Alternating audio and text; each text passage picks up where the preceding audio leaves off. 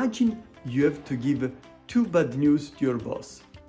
Would you give it to him or to her in the same meeting or in 2 separate meetings? How about if you have to give him or her 2 good news?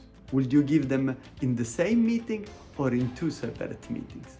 My name is Giuseppe Conti, I'm a business school professor and the founder of Conti Advanced Business Learning, a company that specializes in negotiation and influencing.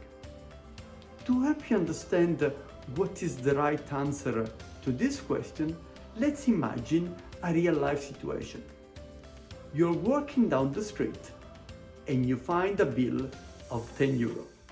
You pick it up, you're happy. The following day, you're walking again and there is another bill of 10 euro. You pick it up, you put it in the wallet and you're happy. Other type of situation. You walk on the street and you find a bill of 20 euro. You pick it up and you're happy. Will you be happier with twice 10 euros or with once 20 euros? Let's now look at a different type of situation. You look at your wallet and you lost 10 euros. The following day, you look again at your wallet and you lost another 10 euros.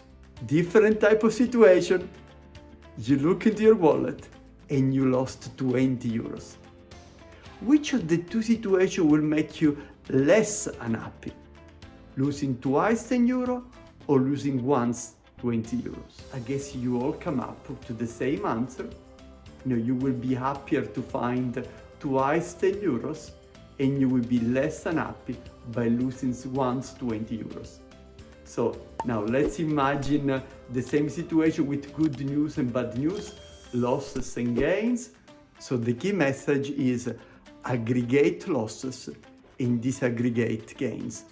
So the bad news, you put them all together in the same meeting. The good news, you give them one by one, and this will increase the satisfaction of the other party. This is one of the applications of one of the psychological biases called loss aversion.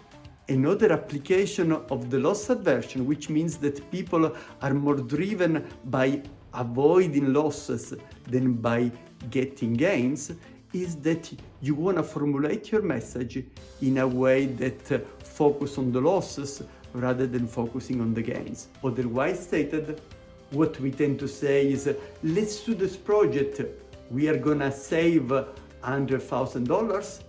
A more effective approach, a more persuasive approach is to go to them and say, if we do not do this project, we will lose $100,000. For more insight on negotiation and influencing, check our website, www.cabl.ch. Thank you.